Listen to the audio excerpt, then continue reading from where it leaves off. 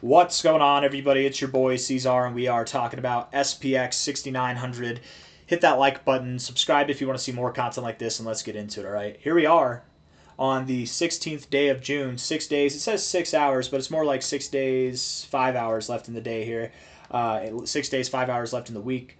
$1.60 is the price, and you do look like you want to push a little bit higher right now. I think this is a rather bullish reaction that you're having with your daily RSI, but I do want to err people on the side of caution. I don't believe that we're going to see too much growth after this, right? You're very near your high. It's possible that you've even found your high, but I do think you go up a little bit higher, okay? You're at $1.60 now. I think we have growth coming over the coming days, and if today closes here or higher, getting into the overbought zone is a very powerful thing. This is something that you should be aware of in case I'm wrong. We don't move up higher, okay? If today comes back down, the RSI is only at the overbought zone here. If you were to reject this, tomorrow it's a red day. If you were to reject the overbought zone here, that could really promote some decay in the price, right? And you did it here and you reversed, which just, this is a testament of its strength right here. And this is why I really do think that regardless of what happens today, you're probably going to continue. But I don't think that you continue too much further, right? And it will actually go, I shouldn't say that because it's a good bit of growth that you have to go left. Let's just look at this real quick. High to low, my expectation would be that you, and finding support here at the 886 is a nice look in itself. My expectation would be that you go up to at least $3, if not somewhere around $4 over the coming weeks, maybe by the end of June, right? You're at $1.59 right now, SPX. You could genuinely see by the end of June something on the lines of a 90% growth to 150% in growth. And typically, a little fun fact about the 1414, you don't find resistance there. Actually, what you do is you go a little bit above there to find resistance. So something above $4, maybe 420, SPX 6900 finding its all-time high at 420. Hey, sounds like it was meant to be, right? Sounds like a good joke is what it is. 420 would be like right here. That's just above the 1414. I really wouldn't be surprised if this was your target destination. In fact, I wonder. Let's just see. High to low here. We're on the Bybit chart, by the way. One that has a lot of volume for this thing. High to low and historical data. No fibs there. That's okay. We don't really have a whole lot else to go off of, so that's fine. But something up in that area makes sense. At least $3. You're at $1.59, $1.60 right now. I would think that you at least go to $3. You look very bullishly charged.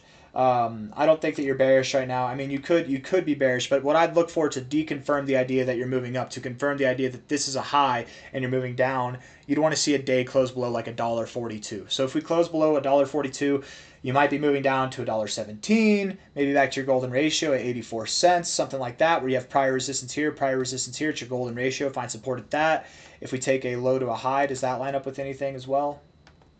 I mean, that's your 382 area down there. Yeah, I think if you are to close below $1.42 on a daily time frame, not move below it, right? You've moved below there already, but if you close below there on a daily time frame, $1.42, then I would think this is the end of your run. You probably are. You're double topping and you're moving lower. But that's not what I'm assuming right now, right? Let's look at the short-term stuff. We'll come back to the long-term stuff. We'll wrap this video up, okay?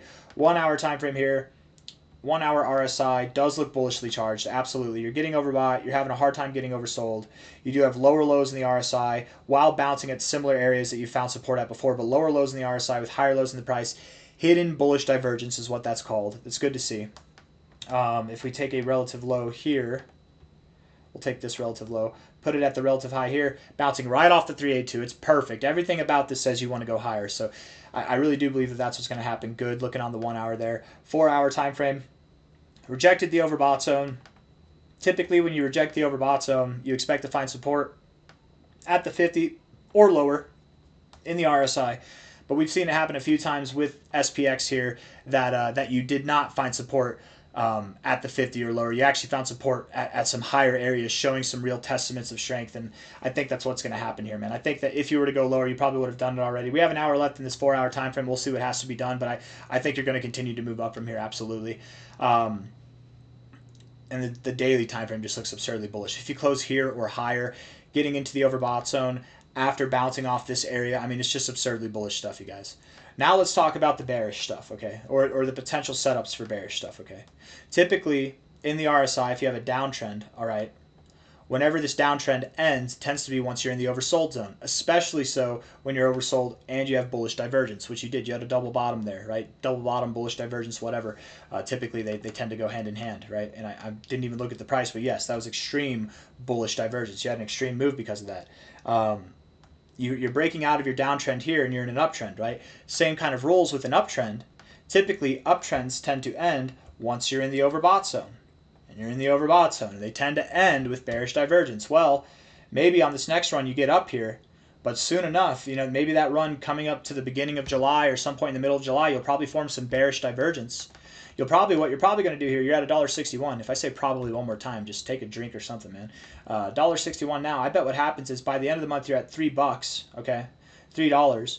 You likely pull back to this area to find support, cool off your RSI a bit, then you come back up, go to that 420 area, getting the higher high, giving yourself the lower high in the RSI, giving that bearish divergence after an immaculate trend up in your RSI, signaling that you're ready to break out to the downside, and you probably do.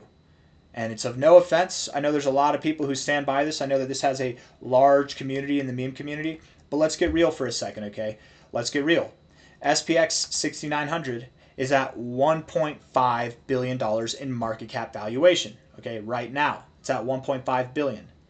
With the growth that I'm talking about, that I'm considering this thing achieving, you'd be up at probably about $4 to $5 billion by the time this move is over, right? Because doubling this would put you at that's $3.20.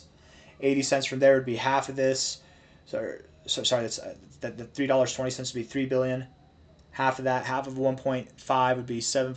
So you'd probably be just below $4 billion or right around $4 billion in market cap if I'm doing my math correctly. I'm not sure if I am. Around $4 billion in market cap by the time you hit the price of $4.20, okay? $4.20, $4 billion market cap. I don't know about you guys, but whenever I make meme plays, I buy a meme that's worth $1 million, that's worth $10 million, it's worth $100 million in hopes that it reaches a $1 billion market cap or a $4 billion market cap. That's the end goal. You don't buy meme coins, and this is nothing but a meme coin. You don't buy meme coins that are already at their end goal. Okay, you're setting yourself up for failure. You really are. Not financial advice, not a financial advisor. It's good now. And I think that anybody who's bought this thing, good job, bravo. You've seen some immaculate growth. You're probably going to continue to see some. Since March, what have you done? You're up a whole 6x. That's great. There are meme coins that over the next week will do a 6x, and it didn't take them from March of this year to do that, right? The reason why it took so much time is because you have such a high market cap, right? Does that make sense? There's a limit to what this thing can do. And I know Murad has his whole theory about memetics having no limit on the market cap, right? There's no floor because there's no fundamental value, therefore there's no ceiling, but I disagree largely, right? There is such a thing as like a capital ceiling, or like the amount of money that people are willing to put in. You're not going to have investment firms putting money into this thing, right? To send anything to a market cap that's worth tens of billions of dollars, hundreds of billions of dollars to flip the S&P, you're going to have a large amount of money. It's not just mom and dad. It's not just your crazy crypto friends who are putting money into this thing. It's got to be huge firms. They're not going to put money into a meme coin like that. Meme coins are driven to their maximum potential by the community.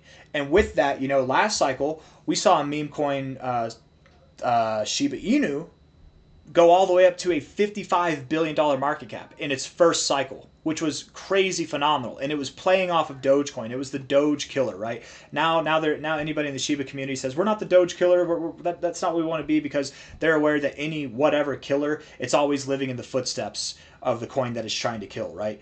But Shiba Inu, whenever it came out as a Doge killer, it made it to a $55 billion market cap. That's high. By the end of this cycle, you could make it to a $55 billion market cap. I'm not saying you can't. I doubt that you do. I do doubt that you see the same growth, the same high in market cap valuation that Shiba saw last cycle. The meme sector last cycle was a lot more condensed than it is now. And people are not loyal to the cause, right? You say that you've got a community, you've got people who are loyal. Community equals this in crypto. It's people who are chasing the pump or people who are holding the bags, right? At the very best, you want to be somebody that's chasing the pump at least, but either of those things are bad, right? Your community is pump chasers and bag holders, right? And then the people that are making money, they don't care about the community. They care about making money, which I don't know about you, but whenever I'm investing in cryptos or making meme coin plays, I care about making money. I care about the community too, but at the end of the day, it's all about making money, you guys. And that might sound harsh, but that's what it is. It is PvP. Every dollar that you make in this space is a dollar that somebody lost. Every dollar that you lose is a dollar that goes into somebody else's pocket, right? And I don't want to see bag holders with this thing. So not financial advice, not a financial advisor. My opinion would be that once we get to that $4 billion market cap, $4.20, that'll probably be a good area to stop. It'll probably pull back. I would assume by the end of the cycle you have one last run up, and how high do you go? I don't know, $10 billion, $20 billion? Sure, you can see some crazy growth from here. I expect the average altcoin to do a 25x or more. A 25x from here would give you a $30 billion market cap by the end of the cycle, but you're pushing the barrier at that point, right? I don't think you see too much more than that. And that's going to be between now and the end of the cycle, a 25 to a 30x, okay?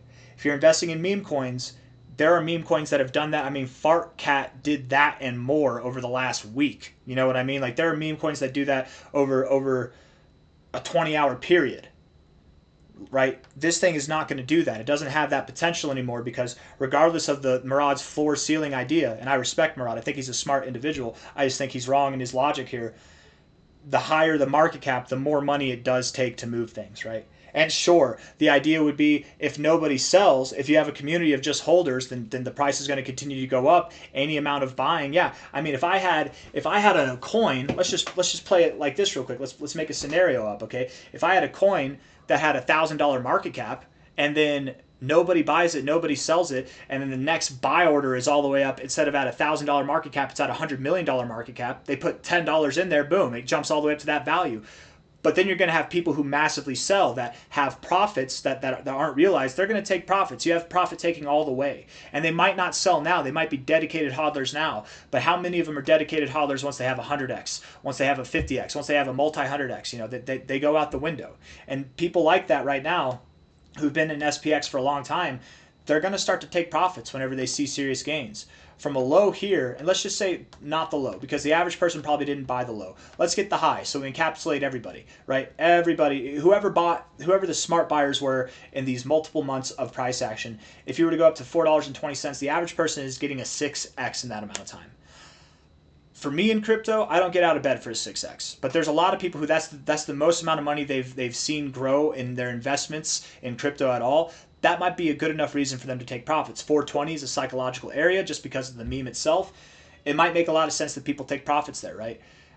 You start multiplying that, you start getting that higher. When would a 10x be? Right here at about $7, $8, right? Around a $10 billion market cap. Actually, probably not quite $10 billion there, right? But that's a 10x. You're going to have people taking profits just on the principle of having a 10x. You get to $10, it's a psychological level. People are going to sell based on that, and that's a 15x. That's also a psychological area to consider to take profits as well. Like, and a $10 price would probably put you around a $10 billion market cap. I think like $10, $10.50. It should put you around a $10 billion, wouldn't it? Wouldn't it? I would think so. If you're at $1.5 billion now at $1.60, at about $10 and something cents, you should be at about a $10 billion market cap. Yeah, but the only reason I'm talking about this, right? I made the beginning of this video is bullish. Absolutely, it is bullish, and I think SPX will continue to grow throughout the rest of the cycle. I think anybody who buys now, you're going to make money with it by the end of the cycle. But if you're in crypto right now for something that might, at its best, might see a 25 to $35 billion market cap, or maybe even a $50 billion market cap at its best, it might do a 25 to a 35x at best. That's like the average expectation for the average coin. You should be in this market looking for things that will do more than a 35x, more than a 40x. You should be looking for coins that have double that potential. You know what I mean? And this is not that. No offense. It's a meme coin. But meme coins, the ending destination is here. If you're getting in now, you are getting in too late. You'll make money. It'll grow. Good job. It's miraculous to watch it grow, and I think it continues to grow into the end of this month. But I hope I made my point. That's all I got to say. Hit the like button. Subscribe. See you on the next one. Can't wait to read the comments. Bye-bye.